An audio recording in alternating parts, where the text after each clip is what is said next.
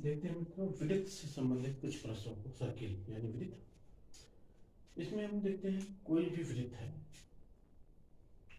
तो उसकी परिधि। वेलकम मित्रों, देख लेते हैं वृत्त से संबंधित। वृत्त यानी गोला इस प्रकार होता है। इसमें कुछ चीजें होती हैं, देखना है ध्यान से हमको। ये होता है त्रिज्या। वृत्त के केंद्र से वृत्त के किसी भी बिंदु को मिलाने से जो रेखा बनती है वो हमारी त्रिज्या कहलाती है। त्रिज्या का 2 गुना यानी 2r वो व्यास होगा। और वृत्त का परिमाप होता है वृत्त की परिधि यानी 2πr। परिमाप को पूरी परिधि 2πr, तो 2r हमारा व्यास है, 2r गुणे पाई यानी व्यास गुणे पाई। ये इसका परिमाप। अगर व्यास दिया हुआ है तो भी हम उसका परिमाप निकाल सकते हैं। उसको 22/7 है, पाई बराबर 22/7 या 3.14 भी, जो सुविधा होगा वही हम रखेंगे अपने प्रश्नों में। क्षेत्रफल होता है πr²। वृत्त का क्षेत्रफल बराबर होता है πr²। त्रिज्या हमको अगर ज्ञात है तो उसका क्षेत्रफल भी आसानी से ज्ञात कर सकते हैं, उसका परिमाप भी ज्ञात कर सकते हैं। अब होता है त्रिज्यखंड। किसी भी त्रिभुज वृत्त का जो त्रिज्यखंड, मान लीजिए ये त्रिज्या काट रही है, एक है त्रिज्या, ये त्रिज्यखंड, जिसका त्रिज्यखंड कितना है, या ये हो सकता है ये हो वृत्त का त्रिज्यखंड, ये निकाल लेते हैं। ये वृत्त का त्रिज्यखंड क्या है, तो πr² यानी क्षेत्रफल गुणे थीटा, ये कितने अंश का कोण बन रहा है, बटे 360। पूरी परिधि पे केंद्र पे बना पूरा कोण 360 अंश का होता है। इस सूत्र से हम त्रिज्यखंड का क्षेत्रफल निकाल सकते हैं। त्रिज्यखंड का क्षेत्रफल, वृत्त की चाप की लंबाई ज्ञात करनी होगी। वृत्त की चाप की लंबाई कितनी है, तो 2πr गुणे थीटा बटे 360 परिधि 2πr पूरा गुणे थीटा कितने अंश का कोण बन रहा है बटे 360। इस तरह से हम वृत्त के चाप की लंबाई को भी आसानी से ज्ञात कर सकते हैं। इतनी चीजें पूछी जाती हैं, परिमाप, क्षेत्रफल, त्रिज्यखंड और वृत्त के चाप की लंबाई। क्षेत्रफल पूछेगा तो वृत्त के क्षेत्रफल का प्रयोग करेंगे उसमें। अगर चाप की लंबाई पूछ रहा है तो परिधि। दोनों में फार्मूले में इतना अंतर है, यहाँ πr² है, यहाँ 2πr है। तो क्षेत्रफल पूछ रहा है तो क्षेत्रफल रखेंगे, और अगर लंबाई पूछ रहा है चाप की तो हम परिधि का लंबाई रख देंगे। आसानी से हम याद हो जाएगा। अब मान लेते हैं कोई प्रश्न दिया हुआ है इस तरह से। एक प्रश्न दिया हुआ है कि एक त्रिभुज है जिसमें एक जीवा दी गई है AB। कोई भी रेखा अगर हम खींच रहे हैं त्रिभुज के अंदर, वो उसकी जीवा कहलाती है। और जो केंद्र से होकर जो जाती है जीवा, वो सबसे लंबी जीवा होती है, उसे हम व्यास कहते हैं। तो केंद्र से किसी जीवा पर जो डाला गया लंब होता है वो उसको बराबर भागों में विभाजित करता है। यानी यदि AB की लंबाई 16 सेंटीमीटर है तो ये हमारा 8 सेंटीमीटर होगा, और ये भी 8 सेंटीमीटर होगा। बराबर भागों में विभाजित करिए। अब केंद्र से जीवा की लंबाई 6 सेंटीमीटर दिया हुआ है, और एक त्रिभुज हमें प्राप्त हो जाता है OCB या OAB। त्रिभुज OAC से इसमें हम देखेंगे तो हमको OA ज्ञात करना है, यानी त्रिज्या की लंबाई। त्रिज्या है OA, त्रिज्या की लंबाई ज्ञात करनी है। तो ये समकोण त्रिभुज बन रहा है, ये हमारा हो जाएगा दोनों का योग 8² पाइथागोरस प्रमेय लगा लेंगे। 64 और 36 100 √100 बराबर 10 सेंटीमीटर। व्यास पूछता तो हम उसी का दोना कर देते, 20 सेंटीमीटर हो जाता। तो इस तरह से ये प्रश्न पूछा जाता है। इस तरह का कई बार पूछा गया। इस तरह कोई प्रश्न पूछ सकता है दूसरा कि एक कोल्हू का बैल है, कोल्हू है और बैल यहाँ पे बंधा हुआ है, उसकी रस्सी की लंबाई जो है 3 मीटर है। उल्लू के बैल की लंबाई, रस्सी की लंबाई 3 मीटर है, तो उसे 14 चक्कर पूरा करने में कितनी दूरी चलनी होगी। तो हम एक चक्कर का निकाल लेंगे, एक चक्कर कितना होगा, उसकी परिधि होगी, एक चक्कर की दूरी होगी परिधि, और परिधि की हमारी जो सूत्र परिधि का 2 पाई r मीटर, मीटर में हो जाएगा, ये हमारा हो जाएगा। इसी तरह 14 चक्कर का हम निकालेंगे, 14 गुणे कर देंगे 2 पाई r मीटर, निकाल लेंगे हम 14 गुणे 2, अब पाई का मान रख देंगे 22/7, और r हमारा दिया हुआ है 3 रख देंगे, हल कर लेंगे, 7 दूना 14, 2 दूनी 4 थे 12, 12 दूनी 24 की 4, हासिल है 2, 24 और 2 26 वर्ग मीटर, इसकी परिधि होगी 264 मीटर, यानी इतने मीटर का वो चक्कर लगाएगा, 264 मीटर।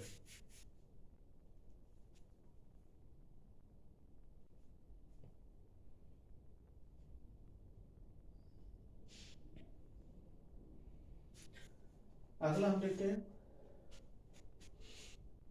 वृत्त की त्रिज्या, यदि किसी वृत्त की त्रिज्या को 100% बढ़ा दिया जाए तो क्षेत्रफल क्या होगा।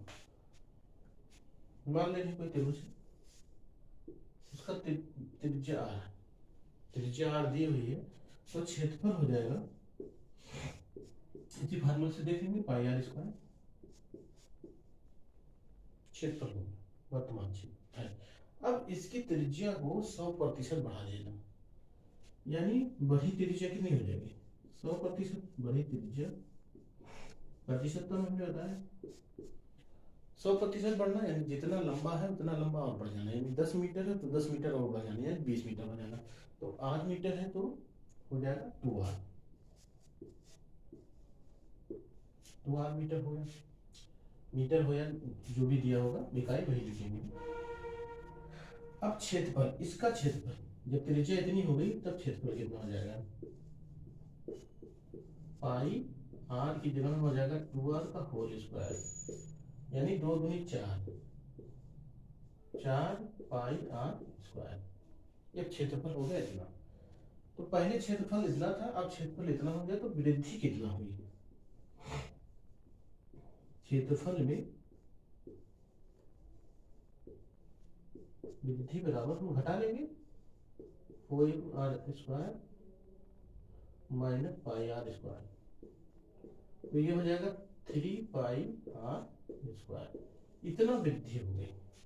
अब हम प्रतिशतता निकाल लेंगे, कितना प्रतिशत बढ़ा, पूछिए प्रतिशत में पूछेगा तो प्रतिशत में निकाल लेंगे, क्षेत्रफल में प्रतिशत वृद्धि बराबर, जैसे लाभ प्रतिशत में हम निकालते हैं, लाभ गुणे 100 बटे करेंगे, अब उसी में लाभ कितना हो रहा है, इसमें कितनी वृद्धि हो रही है, 3 पाई r स्क्वायर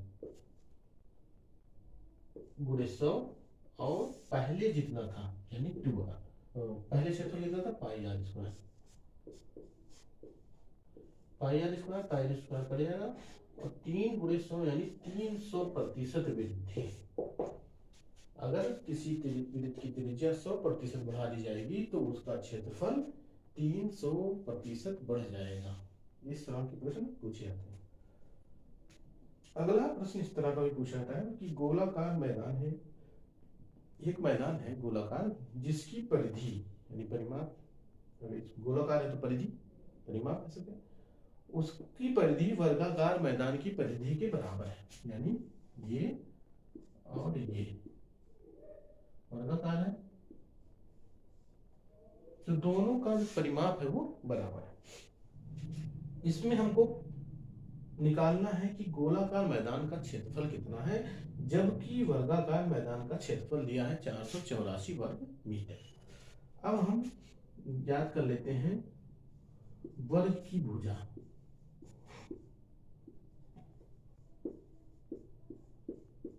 परिमाप बराबर है दोनों का, तो परिमाप के लिए हमको पहले इसका जो परिमाप निकल आएगा तो वो गोलाकार की मैदान की परिधि हो जाए, परिमाप हो जाएगा, तो निकाल लेंगे हम। तो वर्ग की भुजा हो जाएगा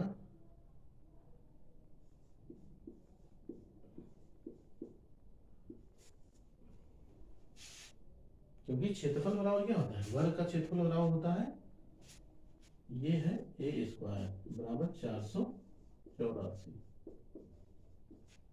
वर्ग का क्षेत्रफल होता है भुजा वर्ग, भुजा वर्ग। तो वर्ग के उधर निकालेंगे तो वर्गमूल हो जाएगा, 484 का वर्गमूल निकालेंगे तो हो जाएगा 22 मीटर। अब वर्ग की परिधि क्या हो जाएगी या परिमाप, वर्ग का परिमाप भुजा निकल आया, परिमाप होता है वर्ग का 4 गुणे भुजा, यानी 22 चौक 88 मीटर। वर्ग का परिमाप हमको ज्ञात हो गया, यही वर्ग का जो परिमाप होगा वही गोलाकार मैदान की परिधि होगी। तो अब हम लिखेंगे गोलाकार मैदान की परिधि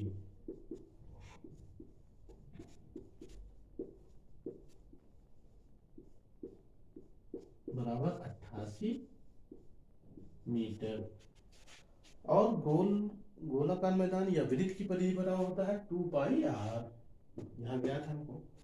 तो 2 पाई आर बराबर हो जाएगा 88 मीटर। इसको हम हल कर लेंगे तो हमको आर ज्ञात हो जाएगा, 88 बटे 2 पाई बराबर 88 बटे 2 गुणे 22, पाई का मान 22 बटे 7 रखेंगे तो 7 ऊपर चला जाएगा, ये 7 हो जाएगा, 22 चौक 88, 2 दूना 4, 7 दूना 14 मीटर। अब हमको त्रिज्या ज्ञात हो गया, गोलाकार मैदान की त्रिज्या ज्ञात हो गई। अब उसका हम क्षेत्रफल आसानी से, गोलाकार मैदान का क्षेत्रफल पाई आर स्क्वायर होता है। तो पाई को हम पाई में लिख देते हैं, अगर मान की जरूरत होती तो मान रखेंगे, 22 बटे 7 रख देते हैं।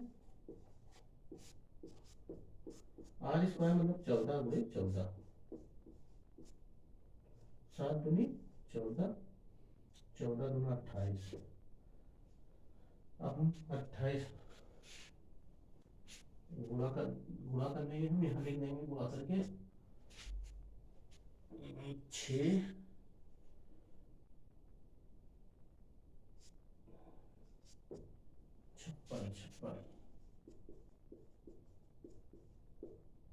56 616 वर्ग मीटर। इस तरह से गोलाकार मैदान की परिधि हम ज्ञात कर लेते हैं।